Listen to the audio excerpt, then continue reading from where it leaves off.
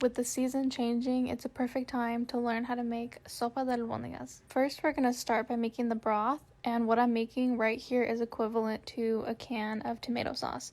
So if you don't want to do it by scratch, you can just use a can of tomato sauce. So I took 2 Roma tomatoes, like a quarter of an onion, 7 or so garlic cloves. I like a lot of garlic. I'll put the seasonings on the screen and then you just blend it up. And this is the very simple base to our broth. Now I'm just heating up my Dutch oven to about medium heat, adding in the tomato sauce and a cup or 2 of water. Now while I let this heat up, I'm going to start on the vegetables. I take 2 zucchinis, 2 carrots, and an approximate amount of potatoes, however much you think you'll want. And then you just wash them and chop them.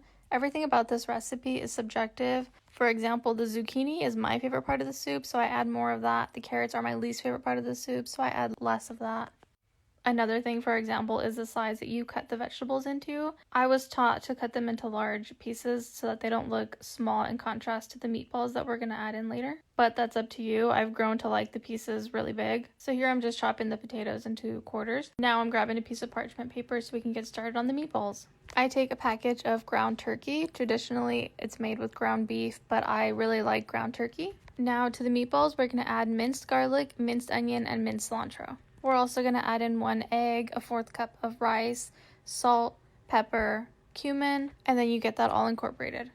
Now to make the meatballs, I spoon out a portion using a spoon so I don't get it under my fingernails, and then I just roll it into balls and get them staged on the parchment paper. Here are all of our meatballs. Now that the broth has been cooking for a little bit, I just add in the meatballs slowly so they don't splash. I do give the meatballs a 10 to 15 minute head start ahead of the rest of the vegetables just because I always want to make sure the meatballs are cooked through. Now I'm adding in the carrots and the potatoes because they take the second longest to cook. I let those cook for about 10 to 15 minutes and then I add in the zucchini last because in my opinion, if the zucchini is overcooked, they start to fall apart and it makes the soup really mushy. Now I just let that simmer on medium and then I check with the fork if the vegetables are cooked through.